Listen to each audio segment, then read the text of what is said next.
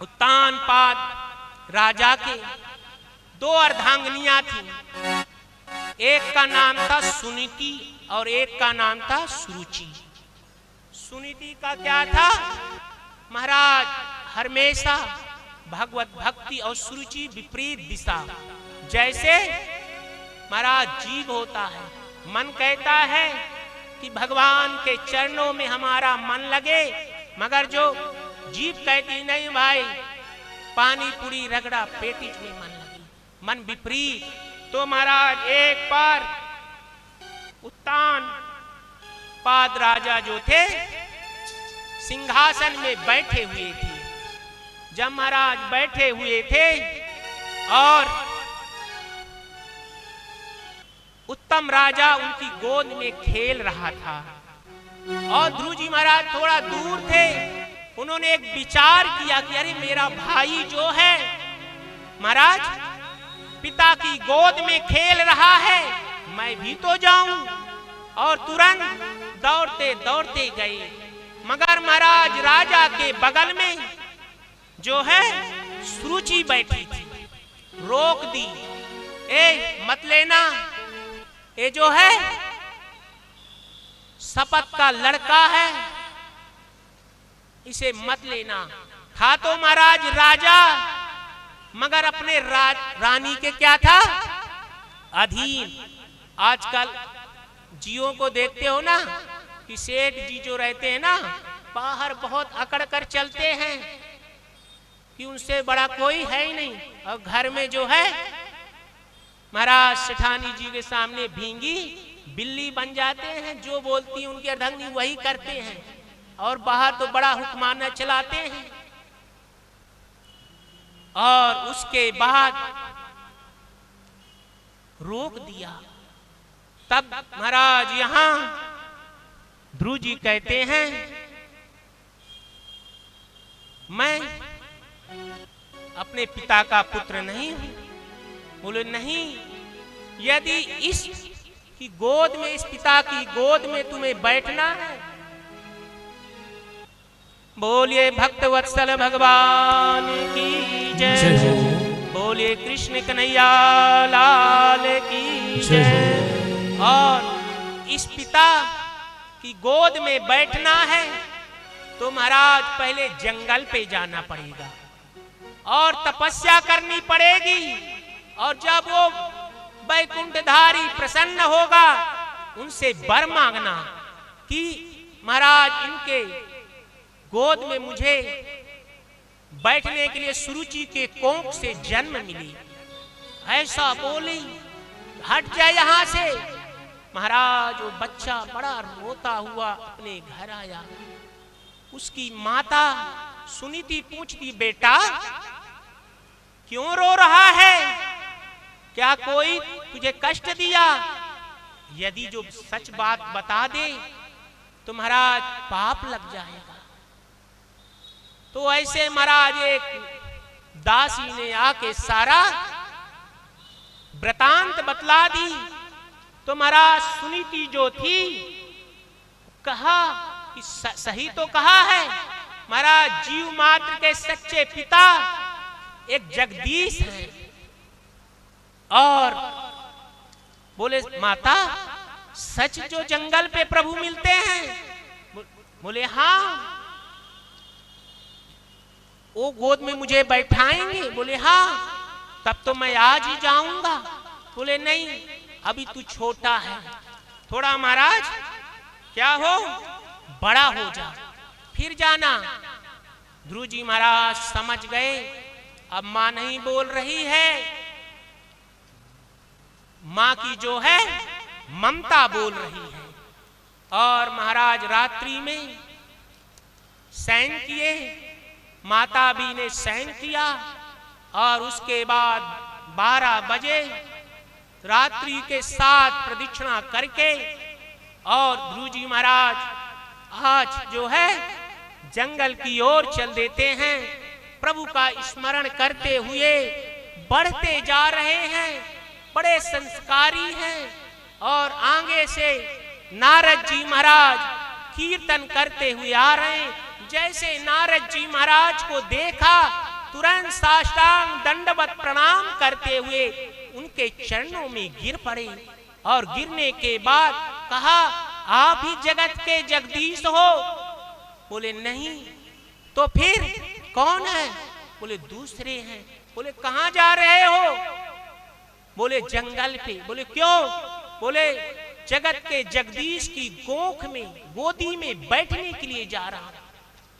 बोले तेरे जैसे को महाराज नहीं मिलेंगे। वो तो महाराज बड़े बड़े संत महात्मा कितना तपस्या करते हैं, उनको भी नहीं मिलते हैं, तो तेरे जैसे बालक को कैसे मिलेंगे?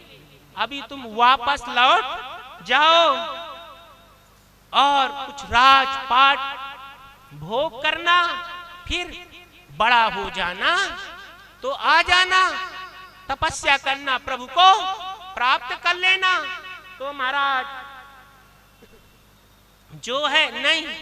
ध्रुव जी महाराज ने कहा, मेरी माँ ने कहा है कि जंगल पे प्रभु मिलेंगे तो मिलेंगे, मैं अब वापस नहीं जाऊंगा।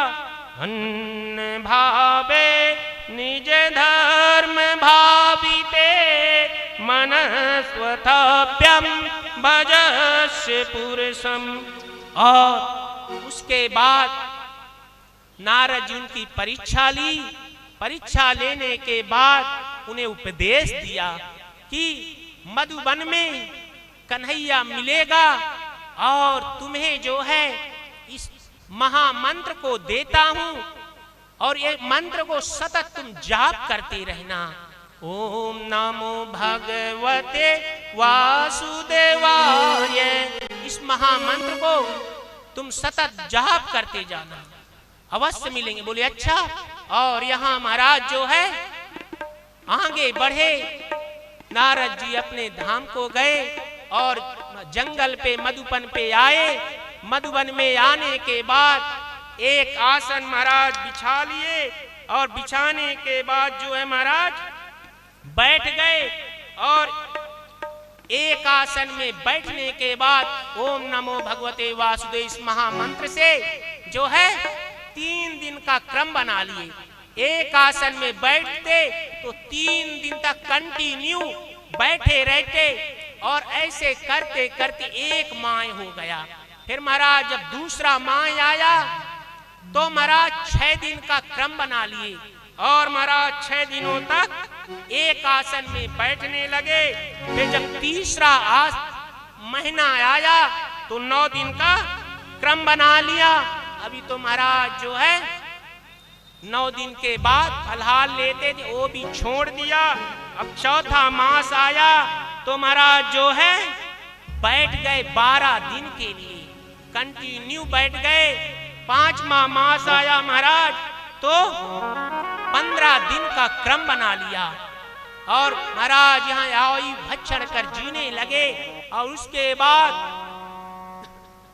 6वां मास आया तो महाराज एक निश्चय कर लिए कि जब तक अब कन्हैया नहीं मिलेगा तब तक मैं अब उठूंगा ही नहीं। और वायु को भी छोड़ दिया और प्रभु का स्मरण करने लगे एकाग्रचित हो करके। उसके बाद महाराज जो है भगवान का आसन हिलने लगा। अरे इतना धर्मात्मा व्यक्ति, तो उनके पार्षदों ने कहा प्रभु जाओ उनको दर्शन दो। तो कन्हैया कहता है महाराज मैं उन्हें दर्शन देने नहीं, ऐसे भक्त का दर्शन करने के लिए जाऊंगा। और तुरंत वहां से आए और ध्रुव जी के समीप खड़े हो गए। खड़े खड़े महाराज घंटों हो गया। ध्रुव जी महाराज आंख बंद करके हृदय में प्रभु के दर्शन कर रहे थे। और प्रभु सोचते हैं कि मैं अब कब तक खड़ा रहूं। और अंदर जो ध्रुव जी महाराज भगवान के ज्योति का दर्शन कर रहे थे उसको खींच लिया। और जैसे खींचा और महाराज तड़बड़ा गए, अरे जो हृदय में प्रभु का मैं दर्शन कर रहा था वो भगवान कहाँ है? तुरंत जैसे महाराज आंख खुली, आंख खुलने के बाद चतुर्भुज स्वरूप देखा, भावेश में आ गए। बहुत कुछ बोलना चाह रहे थे मगर कुछ बोल नहीं पा रहे, क्योंकि महाराज 5 बरस के तो थे और बहुत कुछ बोलना चाह रहे थे।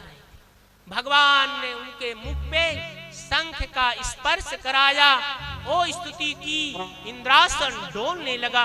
योऽन्तः प्रविश्य मम वाचमिमां प्रसुप्तां संजीवयत् खिल शक्तिधरा स्वधाम्ना अन्यास्ते हस्ते चरण श्रवणत्वगादीन्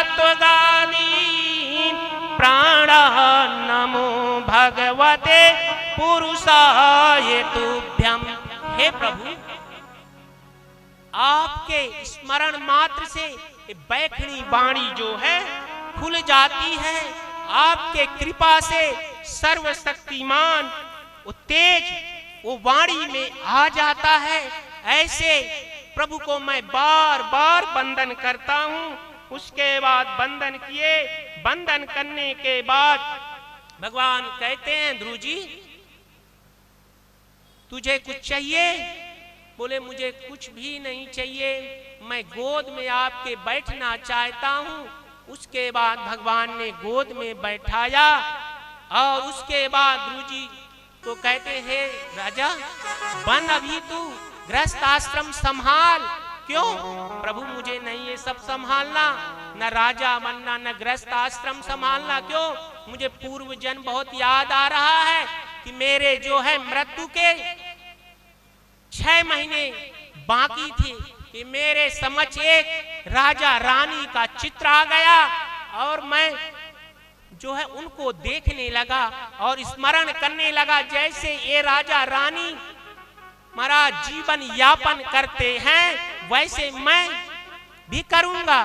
और मेरा राम नाम सत्य हो गया और मैं एक राजा के यहाँ महाराज क्या हुआ? अवतरित हुआ। अब मैं राजा बनूंगा तो रानियों के माया में मुझे बंधना पड़ेगा, मैं अब राजा नहीं बनूंगा प्रभु।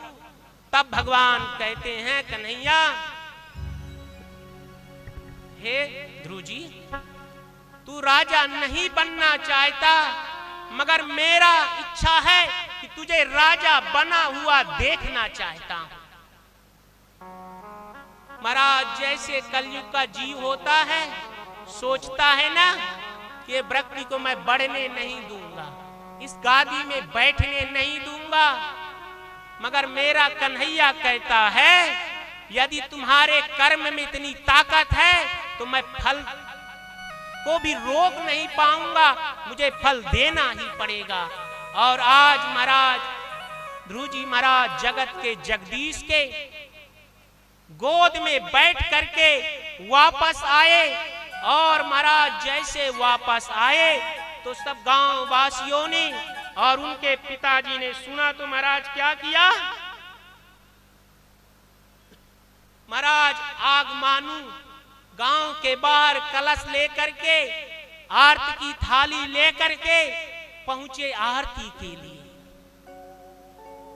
और उसके बाद जो है ध्रुव जी की माता सुनीति थी, वंदन अपने माता को करने के लिए जाने लगी तो सुनीति कहती है, बेटा मेरा पहले जो है वंदन मत करो, मेरे कारण नहीं मिले हो, सुरुचि के कारण उनके पहले वंदन करो। और उसके बाद सुरुचि की वंदन की और माता को कहा, माता आज तुम्हारे कारण जो है प्रभु की प्राप्ति हुई। और सुनीति कहती है, महाराज मैं आज तक पुत्रवती नहीं हुई थी, ये नहीं है महाराज कि मैं पुत्र को उत्पन्न कर दी और पुत्रवती कहला गई। उसको संस्कार देना भगवान के चरणों में कैसे प्रेम बड़े ऐसे संस्कार देने चाहिए। तो यहां सुनीति कहती है पुत्रवती जुबती जग सोई, रघुबर भगत जासु श्री राम जय राम जय जय राम, श्री राम जय राम जय जय राम, श्री राम जय राम जय जय राम, श्री राम जय राम जय जय राम।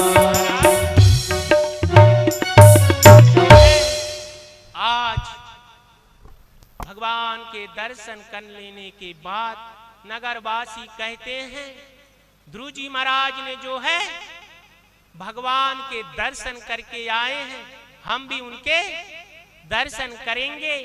उसके बाद महाराज जो है हाथी पे सवार करके नगर को घुमाया गया।